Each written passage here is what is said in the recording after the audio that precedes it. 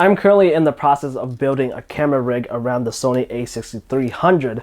And of course, as anybody knows, the good foundation for a camera rig is a good camera cage.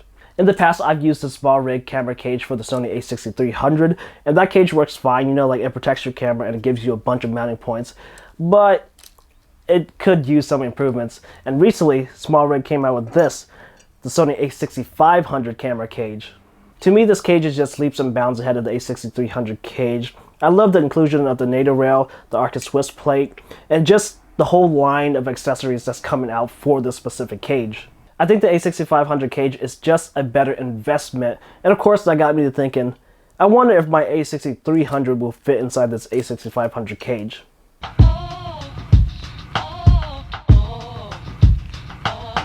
Let's just get started by installing the a6300 inside of the a6500 cage. As you can see, very straightforward. Just slip it through the back. It won't fall through because of these cages right here. Only one install point, so not too difficult. And that's that. Upon first inspection, it does look like the a6300 fit inside this a6500 cage just fine. All the buttons are accessible, nothing is obstructed. Everything looks great until you try to flip it upside down and try to get into the battery door. As you can see, it's a little bit stuck. In my opinion, this is only a slight problem, as if you just push the grip a little bit, it just pops right out. No big deal. One thing about the a6500 cage is that if you remove these strap attachment points, you can actually use the bolt that they provide and screw this down, making the a6300 or a6500 really have no movement at all. And I would say that if you do that, this might be a problem.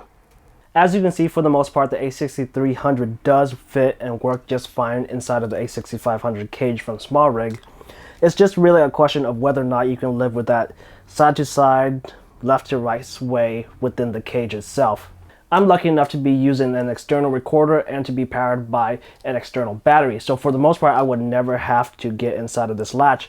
And I would say, for the most part, I am happy with the way this rig worked out with the a6300. That being said, most users will probably not be in my situation and will be needing to get inside of this door, as the SD card and the battery is located in there. Again, it's really just a question of whether or not you can live with that flex. For me, I'm probably just fine with it. If this video has helped you out, or if you liked it, don't forget to give me a thumbs up, share, comment down below if you have any questions, and of course subscribe. I'll see you guys in the next one.